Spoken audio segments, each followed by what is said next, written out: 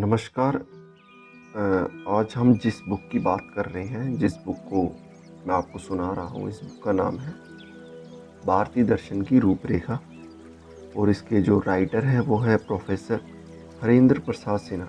इन्होंने इस बुक को लिखा है। इस बुक का जो पहला चैप्टर है, इंट्रोडक्शन है। स्टार्टिंग हम कर रहे हैं। दर्शन क्या है? मनुष्य एक चिंतनशील प्राणी है। सोचना मनुष्य का विशिष्ट गुण है। इसी गुण के फलस्वरूप वह पशुओं से भिन्न समझा जाता है। अरस्तु ने मनुष्य को विवेकशील प्राणी कहकर उसके स्वरूप को प्रकाशित किया है। विवेक अर्थात बुद्धि की प्रधानता रहने के फलस्वरूप मानव विश्व की विभिन्न वस्तुओं को देखकर उनके स्वरूप को जानने का प्रयास करता रहा है। मनुष्य की बौद्धिकता उसे अनेक प्रश्नों का उत्तर जानने के लिए बाध्य करती रही है।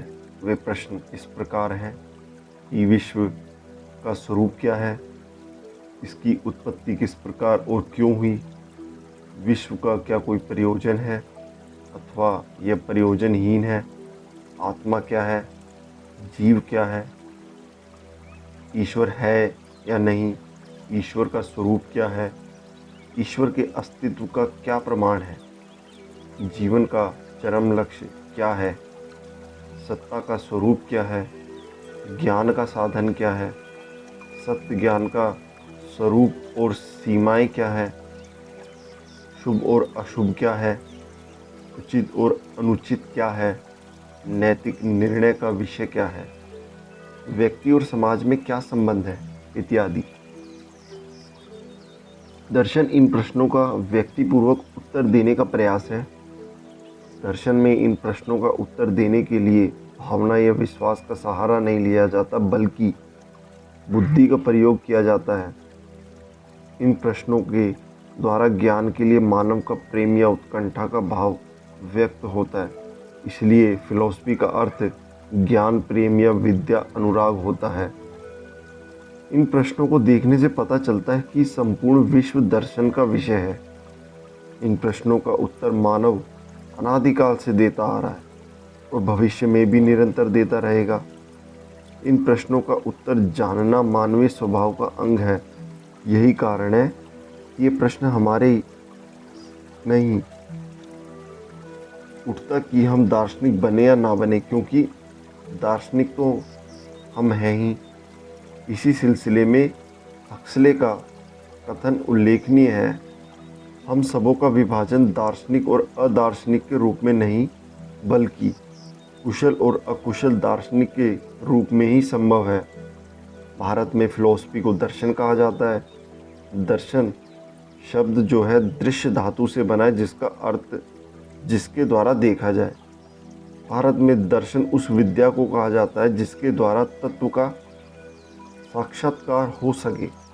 भारत का दार्शनिक केवल तत्व की बौद्धिकता व्याख्या से ही संतुष्ट नहीं होता, बल्कि वह तत्व की अनुभूति प्राप्त करना चाहता है। भारत में अनुभूतियाँ दो प्रकार की मानी गई है, एक इंद्रिय और दूसरी अनेंद्रिय।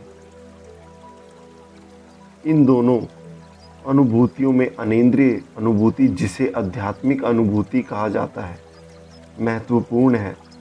भारतीय विचारकों के मतानुसार तत्व का साक्षात्कार आध्यात्मिक अनुभूति से ही संभव है। आध्यात्मिक अनुभूति बौद्धिक ज्ञान से उच्च है।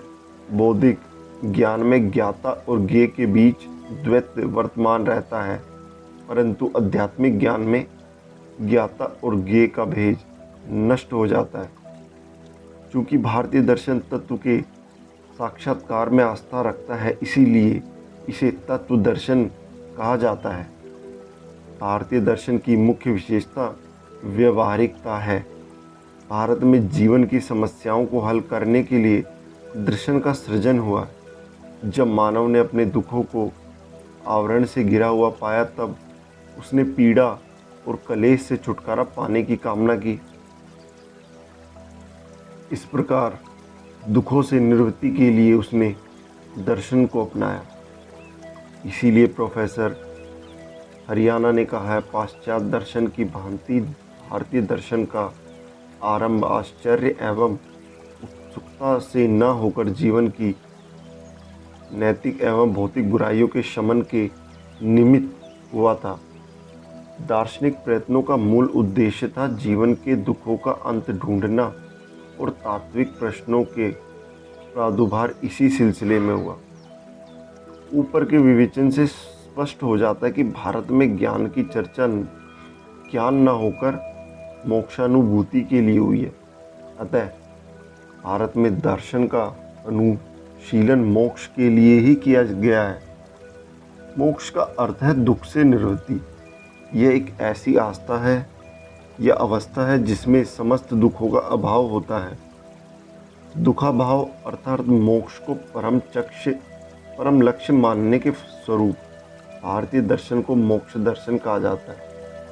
मोक्ष की प्राप्ति आत्मा के द्वारा मानी गई है। यही कारण है कि चारवाहक को छोड़कर सभी दर्शनों में आत्मा का अनुशीलन हुआ है। आत्मा के स्वरूप की व्याख्या भारतीय दर्शन के अध्यात्मवाद का सबूत है। भारतीय दर्शन को आत्मा की परम महत्ता प्रदान करने के कारण कभी कभी आत्मा विद्या भी कहा जाता है। अतः व्यवहारिकता और आध्यात्मिकता ही भारतीय दर्शन की विशेषता है। बाकी हम नेक्स्ट वीडियो में सुनेंगे। Thank you.